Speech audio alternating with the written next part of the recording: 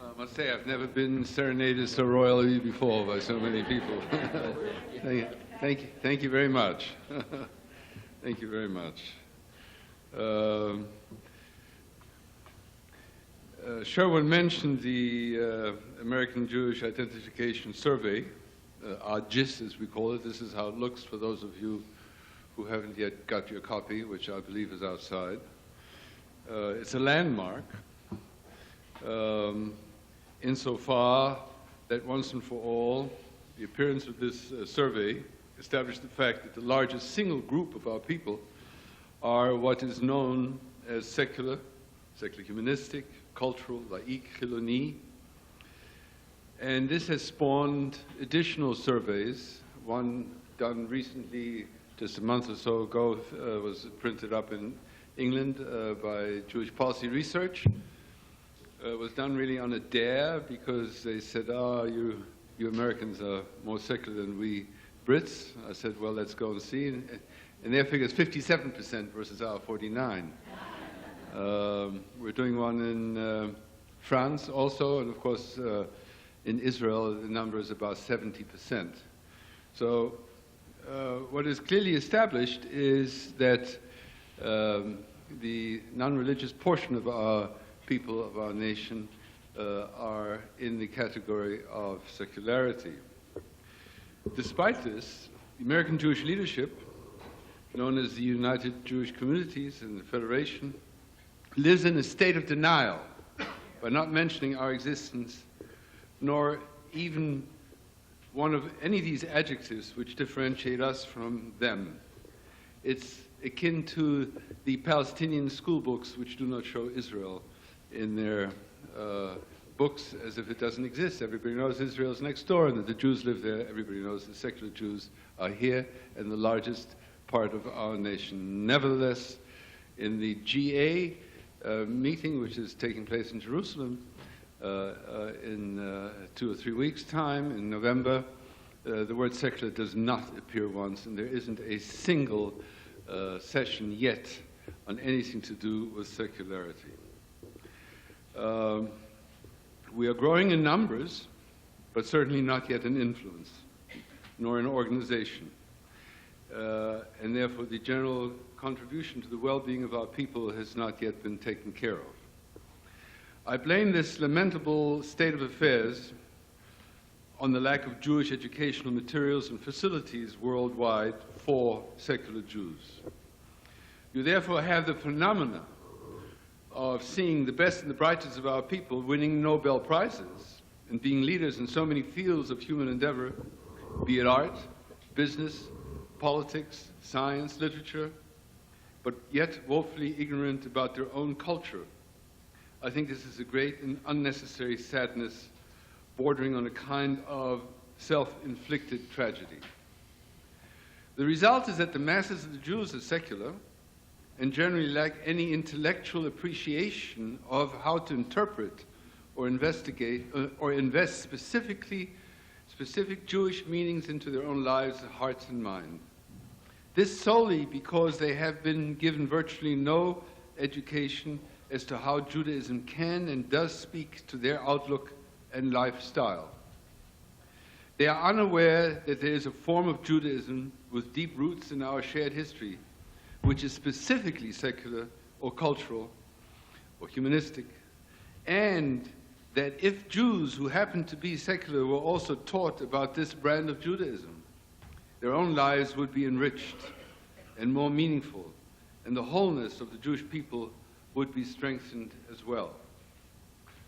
All of us, including, of course, myself, are failures in not having yet been able to bring this simple message to the largest of our target population, the secular Jews, or to influence the American Jewish leadership. Too few of us in this room are working steadily on this problem and its fascinating challenge. Sherwin Wine has been at it probably longer than most of us here, and he has brought a crucially important and unique expertise to jumpstart the process by having founded the Secular Humanistic Jewish Society in Temple. He's written important exemplary books, brochures, and articles, and inspiring and training the first cohorts of secular humanistic Jewish rabbis. This is crucially important work.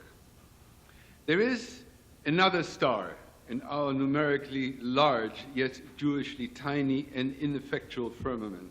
Someone who, like Sherwin, is also creating crucially important building blocks, and who I consider the best articulator of secular Judaism for pedagogical purposes, for explaining the essence and meaning of what secular Jews are missing and should know about their glorious culture, their history, literature, myths, faiths, values, etc. And that is our next speaker, Professor Yaakov Malkin.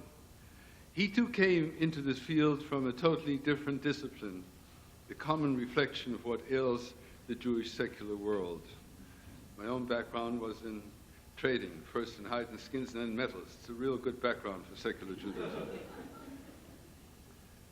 Yaakov Malkin is a prominent Israeli scholar and author. He teaches aesthetics and rhetoric at Tel Aviv University, or he taught, I should say. During a distinguished academic career spanning more than 4 decades, Professor Malkin has taught literature, written plays and books, directed the repertoire department of the Habima Theater, and is the founder and director of the first community art and cultural center in Israel. Long at the forefront of the secular humanistic Jewish movement, Professor Malkin is academic director of the College of Judaism and Culture in Jerusalem, known as Meitar, and co-dean of the International Institute for Secular Humanistic Judaism.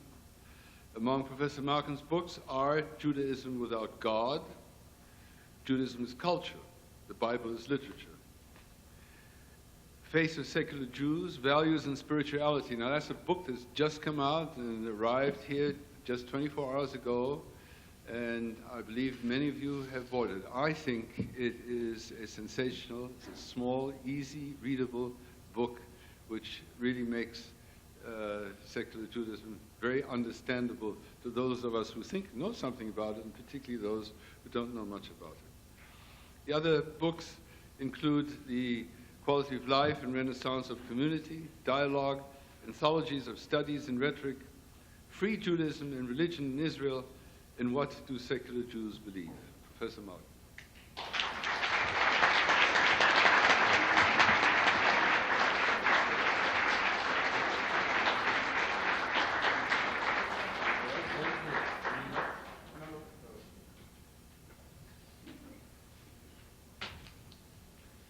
Thank you very much.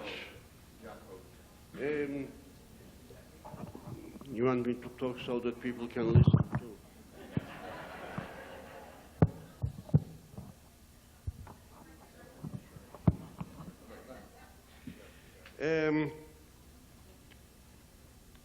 As you heard from Felix now, I'm going to speak about a subject which is completely unfamiliar to me. Because it's Jews and Arabs in the present, and I usually speak about the past. But before I start, I want to comment on the discussions we had today, mainly about anti-Semitism, and I hope that I'm the first to give you some good news. Anti-Semitism is a gigantic failure. It's a 3,000-year failure.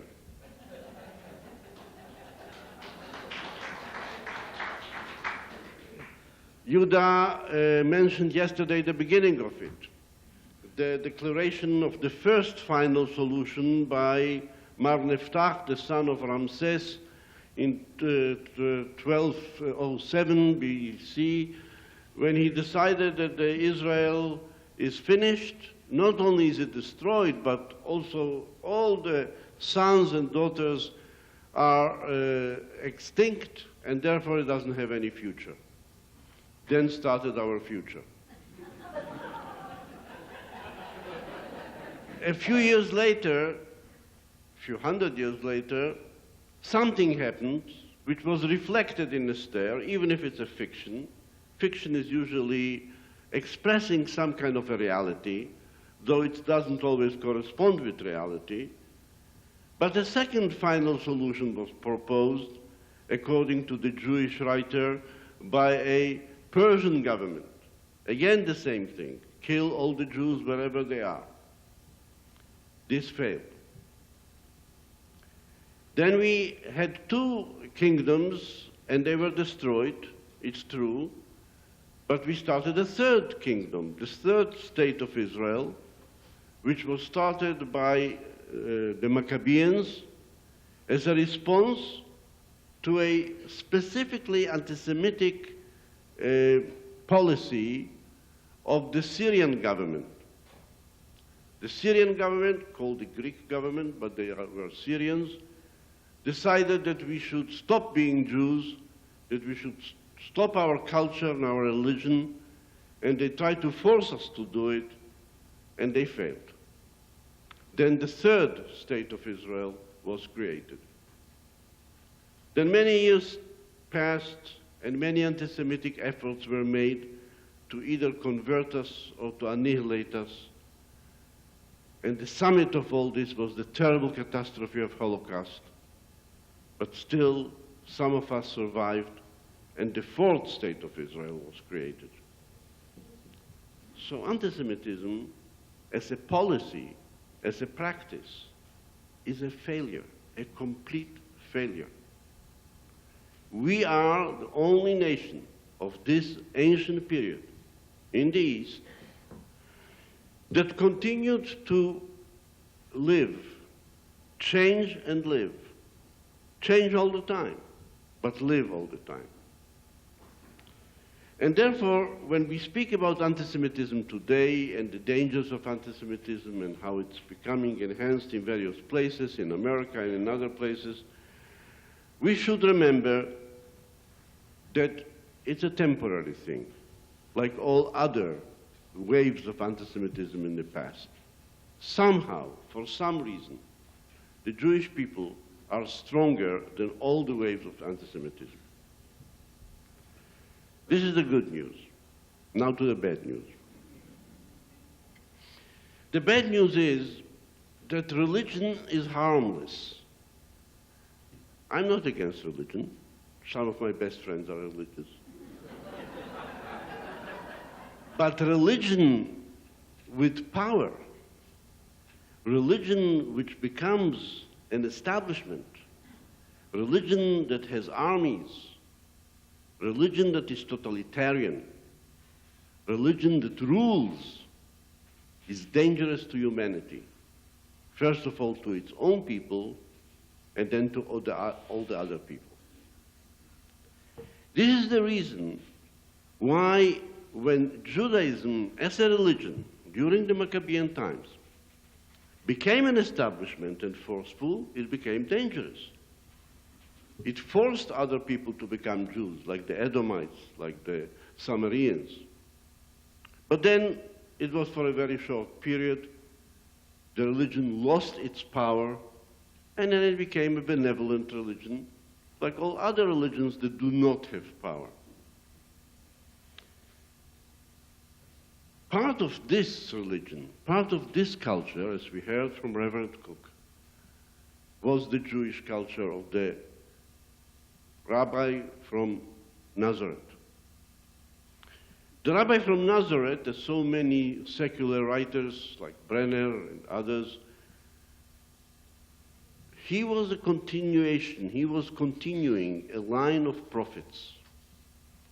Yeshua from Nazareth was a man who spoke to Jews in the name of Jews, and those who created the sayings of Yeshua, if they are exactly what he said or something in the spirit of what he said, created one of the most important Jewish works, the New Testament.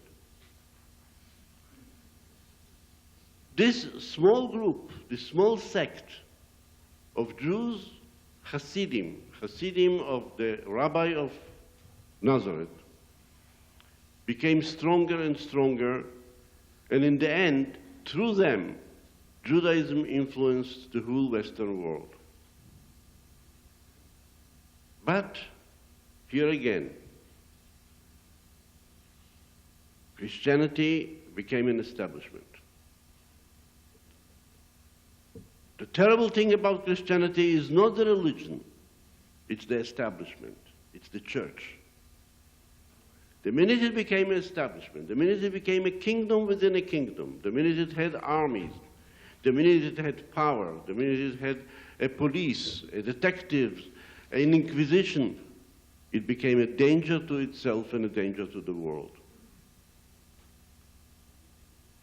And therefore, the anti-Semitism of Christianity during the Middle Ages was so harmful because of the power, not because of the ideas, not because of the theology, but because of the power.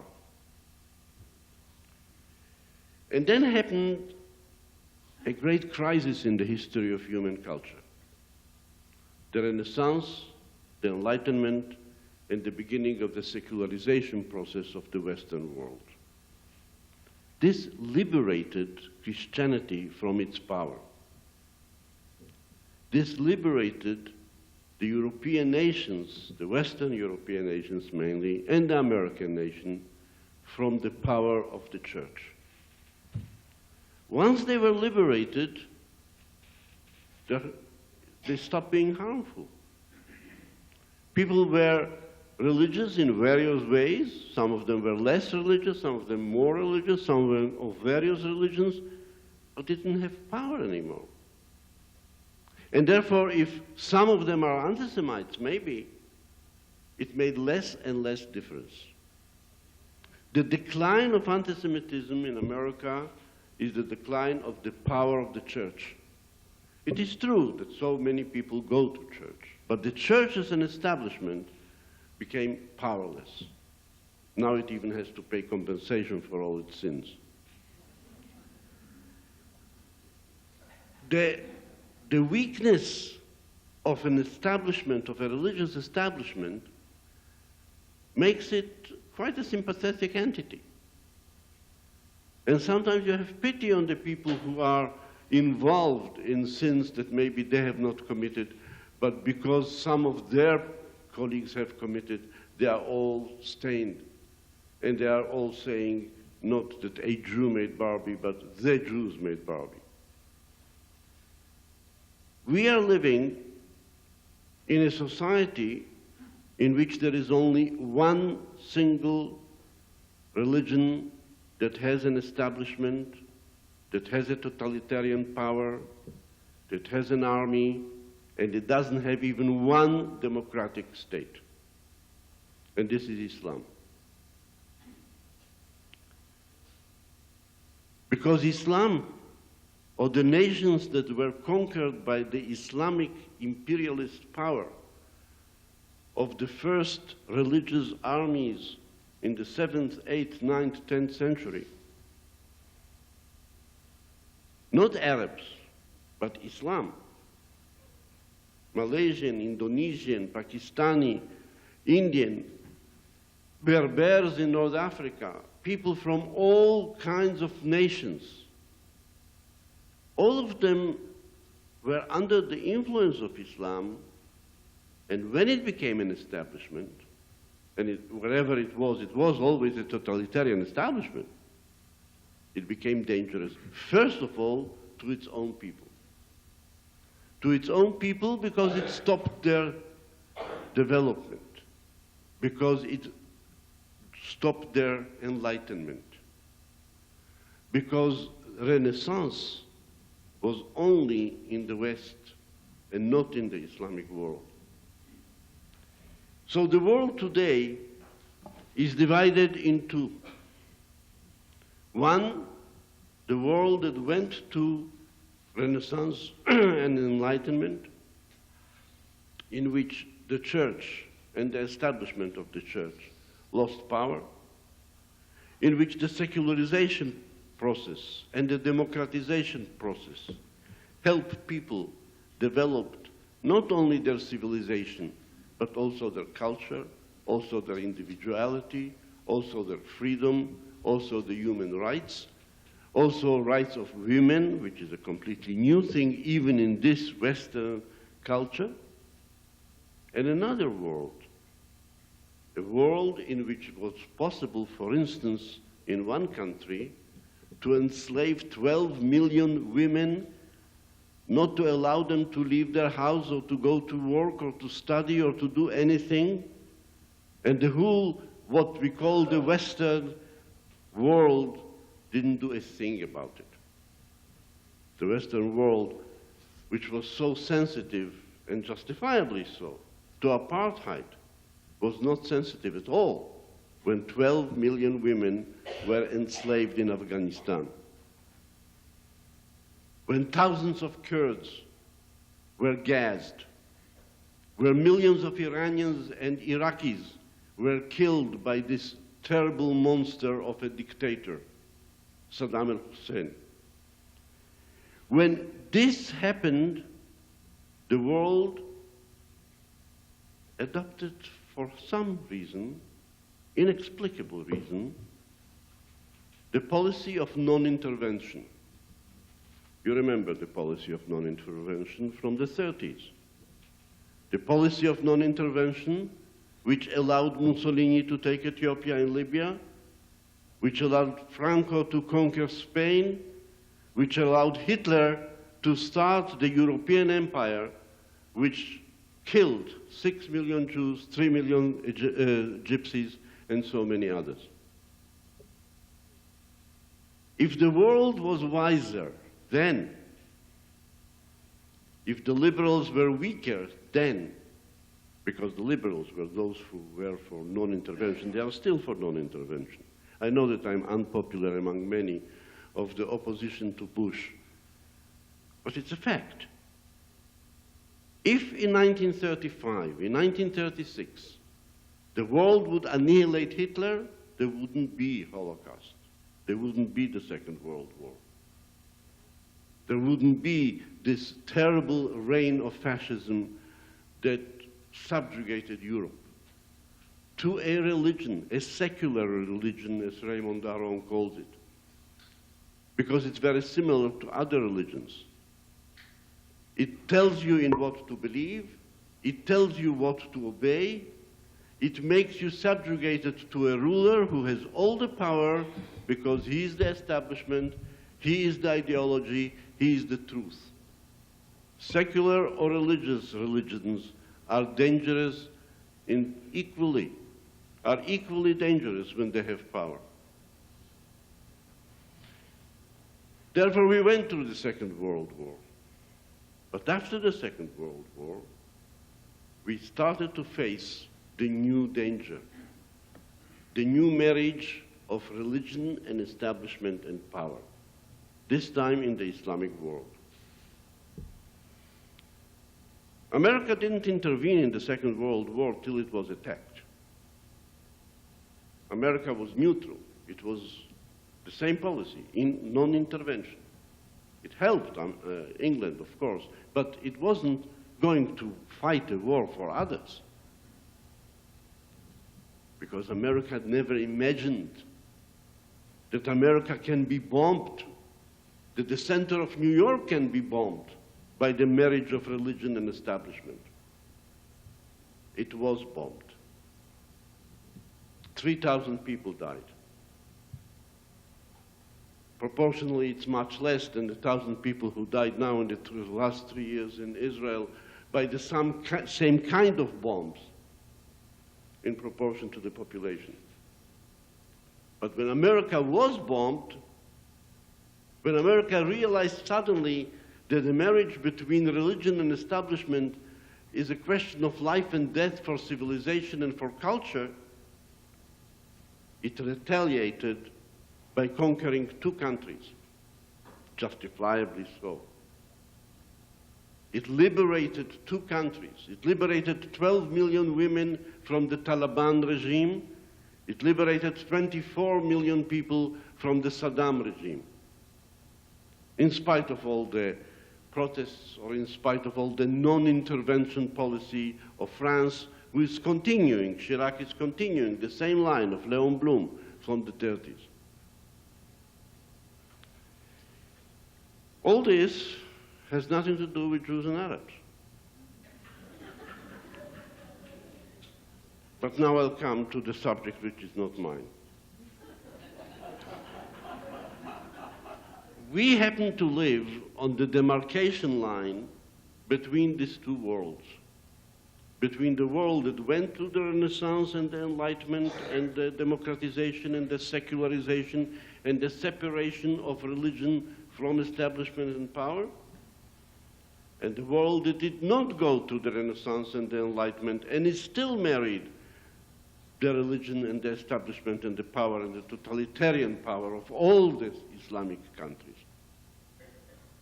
There's one Islamic country with an exception, that's Turkey. That's because they have a rule that as long as they are democracy, they can survive their regime, their democratic regime. But the minute they will make it an Islamic country like the others, the army has the right to intervene. And because of this benevolent threat of the army, this is the only country which can be considered a limited democracy, though it is an Islamic country, but a very big part of it is already secular. The secularization process there is a very fast process. So between these two worlds, there is one piece of land that is called the Holy Land, maybe because it was always in the middle. In the ancient times, it was in the middle of the southern empire of Egypt and the northern empire of Mesopotamia. Now it's between the eastern empire of the Islam, totalitarian, fanatic, what we call a radical Islam, and the West. And on this demarcation line live two nations, the Palestinian and the Jewish. When we started, we, like they, made many mistakes.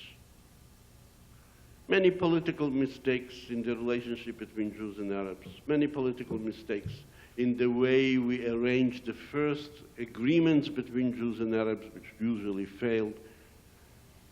Abba Ibn said that politicians make right decision after they exhausted all the possibilities of making the wrong decisions.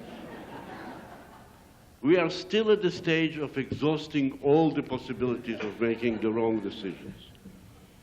But we'll come to it. We already know what is the solution. We knew it already in the year 2000. It was signed by two very, very wise, important people, Barak and Clinton.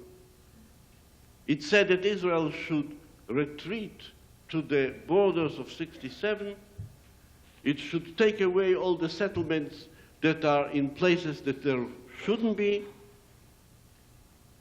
The Arabs can have their state, the Jews can have their state. There will be two separate states living in peace if they can. It didn't work. Somebody made the erroneous decision, which is normal because it wasn't exhausted yet. And the war started again. Now we are at this stage of this 3-year terrible war where more than 2,000 Palestinians were killed and almost 1,000 Israelis were killed, where the economy of the Palestinian was shattered, the economy of Israel was harmed. The situation is really so pitiful because it's unnecessary, because the solution was there. Because the same solution will be there. There is no other solution. Ben-Gurion, who was a genius politician, understood in the 30s that the only way to do it is to divide the country. That's the only way. And those who didn't understand, the Jews or the Arabs, are in this camp of the erroneous decisions. For some reason, they have still the majority.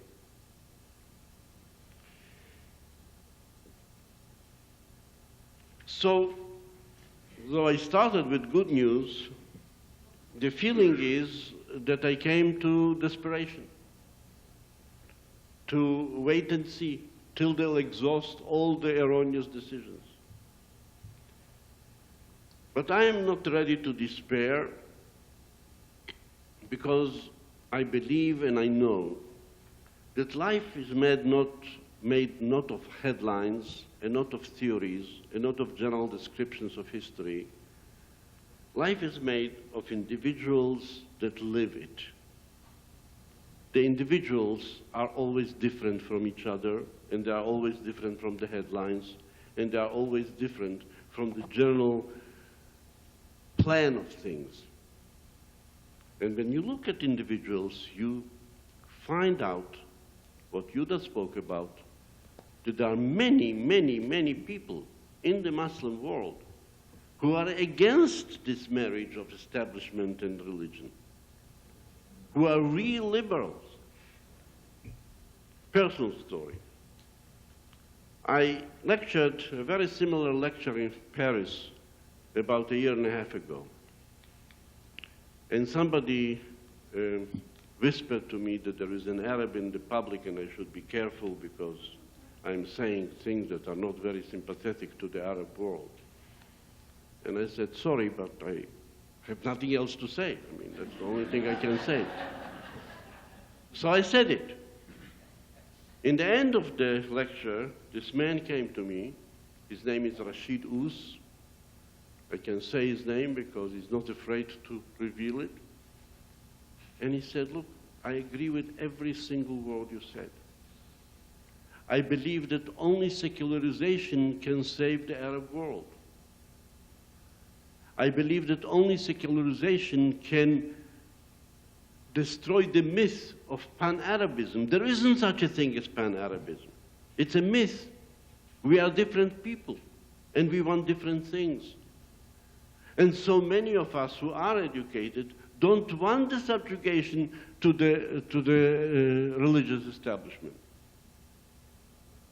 2 days later, he called me. He said, I heard you wrote a book about the beliefs of secular Jews. I think it's vital that Arabs should read it. Will you allow me to publish it? Are you agreeing to be published by an Arab publisher? I was. When the book was published with the preface of Albert Memmi, the French Jewish writer who really understands the relationship between Jews and Arabs, who is aware of anti-Semitism that was among the Arabs for all the years in spite of all the legends that it didn't exist there, but who is also aware of all the other groups of people who want peace and who can make peace. There was a meeting in Paris with about 150 people in the hall, Jews and Arabs, because of when the book came out. And people spoke openly. They were not afraid. They said openly what they think. They said religion is a catastrophe in our case because it is strong. Not because it is religion, but because it is strong. Because it subverts life, because it corrupts our intellect, because it stops our education, because it makes us enemies with people with whom we want to be friends. And again, I know it from my personal experience and from the experience of my family. Because when you go from the level of social groups to the level of individuals, you reveal life, you discover life, and then you discover hope. Many years ago, I founded an Arab Jewish center in Haifa called Beit HaGeffen. This was a very short time after the War of Independence, in 1958. I went to some Arab acquaintances. I didn't know anybody. I came to Haifa, I didn't know anybody, but I asked people who knew some Arabs to invite me to their home. And Felice and I, my wife and I, went to these homes and we talked to them about it. And we said, let's have a community which will start a community center. And the mayor of Haifa promised us that if we'll have a community, he will give us a house. And there were immediately, like in, I don't know, in 3 or 4 weeks, there was a group of people, of Jews and Arabs, who came together, became an association, a non-profit society, and built the Beit HaGeffen. Beit HaGeffen exists till today. Since then, since '59, when we established it, we built the biggest Arab library in Israel. It has a theater, it has an orchestra, it has many groups of meetings of Jews and Arabs, and it went through all the wars, since '59 till today. And it exists. It's a model. It can be copied in other places. After the 6 Days War, when some of the Egyptian officer prisoners were released, so before they were going back home, they were touring the country, and they visited Beit HaGeffen. And they came in, generals, colonels, and they came in and were accepted by this Jewish Arab committee, and they saw everything, and they saw the activities of young people, of older people, and one of them took the head, the chairman of the committee of the board of directors of this center. He took him aside and he said, "Would you go with me in another room?" And he said, "Yes." So they went to the other room, and this colonel said to him, "Tell me the truth. Is it a show? Did you all make this in order to satisfy us? Are you crazy? We are here already 6 years. This is our place. This is our cultural center."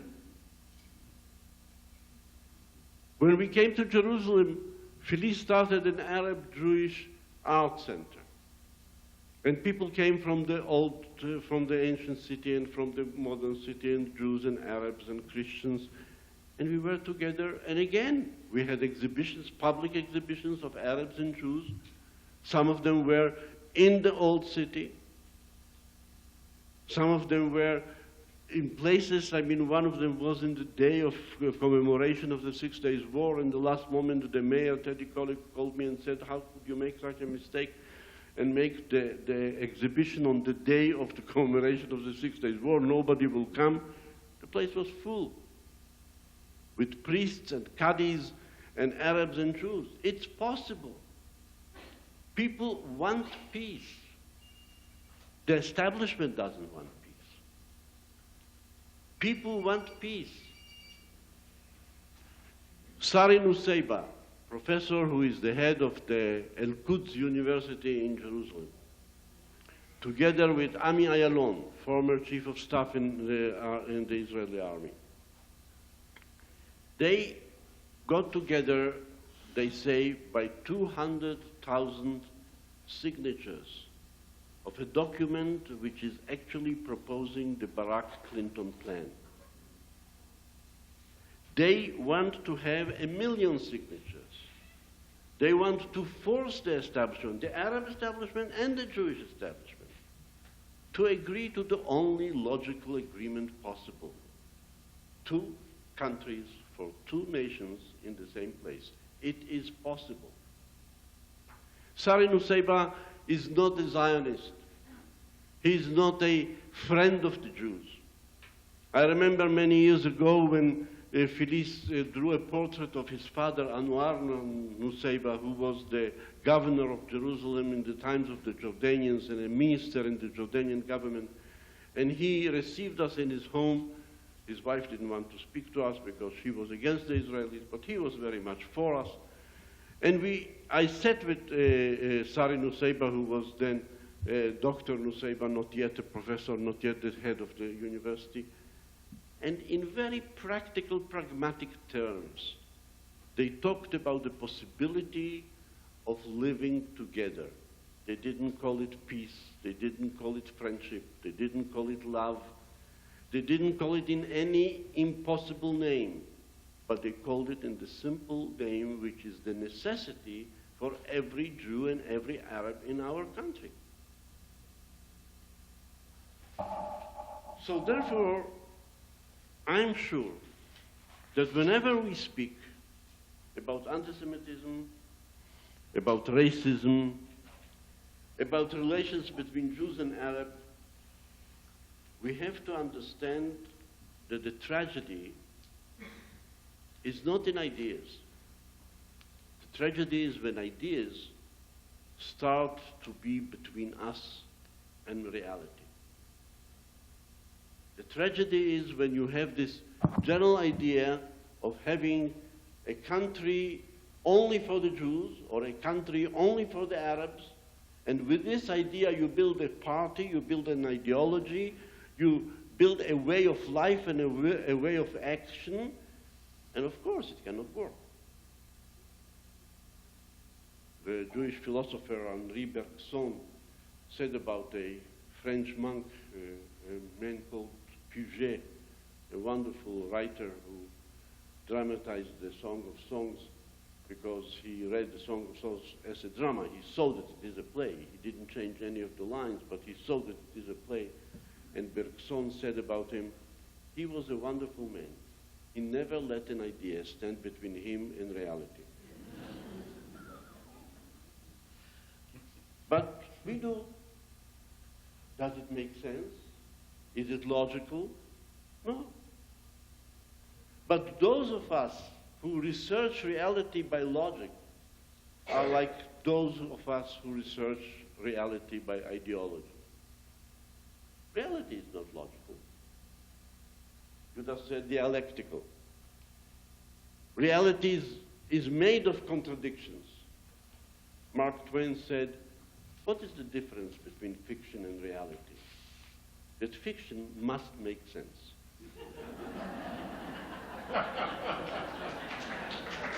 Reality doesn't make sense. So we have to get used to the idea that what we are living with is an illogical, contradictory reality. And in this reality, we cannot work by revolutions, we cannot work by decrees, we cannot work by laws only. We have to work with individuals. And as we know, as Reverend Cook knows, very few individuals can make a very big difference. The rabbi from Nazareth had only 12 people who actually worked for him. And look what he did.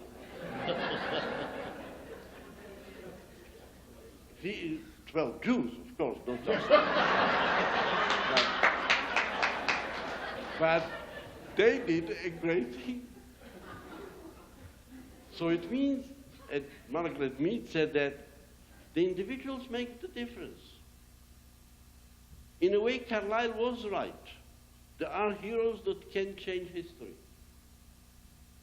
What we have to find are those few people who can make the difference.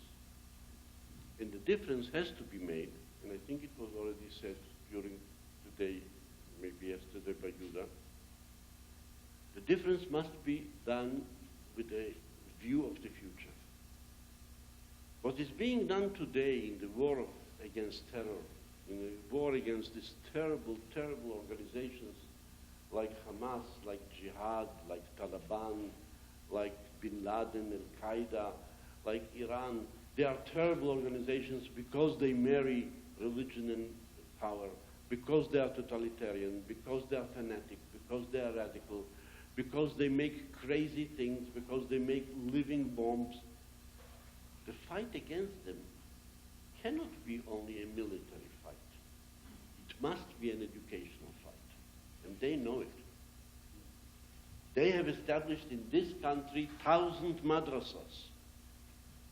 The Wahhabis, which is the so-called Puritan, so-called Calvinist of Islam in Saudi, they made the Saudi government finance the madrasas in this country and the madrasas in Pakistan and the madrasas in India and, of course, in Iran. A madrasa is like a yeshiva. It's a school in which you study only religion, nothing else. You come out as you came in, without any knowledge about anything except about religion. So there it's not only a marriage of religion and power, but it's a marriage of religion and ignorance. But you come out with fanatic ideas. You come out with this deformed idea that morality is to fulfill the will of God instead of to make the life of people better. The anti-humanist approach to morality is making the purpose of morality God and his will as it is expressed by those who pretend to speak in his name. The humanist principle of morality says, look what is better for men, what can ameliorate human beings, what can ameliorate our life or our quality of life. Anti-humanist morality can allow the enslavement of 12 million women because this is the will of Allah. But humanist morality cannot allow it. But the madrasas, like the yeshivas, are teaching an anti-humanist morality. Rashidus, my Arab French friend, said, you are fortunate. Your country was destroyed, you went into exile, you lost your country, and therefore you were dispersed among all the nations in the West. So you enjoyed the Renaissance, and you enjoyed the Enlightenment, and you enjoyed the secularization. We are unfortunate. We stayed where we are. We were victorious where we are. And we are as ignorant as we went there. Therefore, I believe that what can be done now is an effort, an international effort of education, of re-education, of alternative education in all the places where it is possible, and of fighting wherever it is possible the education of fanatics. I don't know enough about laws in America, but I think that there are enough laws to force madrasas to teach also other things and not only religion, like there are laws to yeshivas to teach other things and not only Talmud. In Judaism, the yeshivas are a tiny little minority. In Islam, it's a complete majority. Therefore, the problem is a problem of education, and the war, the strategy that we have to adopt in order to make possible to get out of this terrible, terrible conflict of the two worlds, the pre-Renaissance world and the post-Renaissance world, the pre-Enlightenment world and the post-Enlightenment world, the two worlds that meet, unfortunately, in my country. Thank you.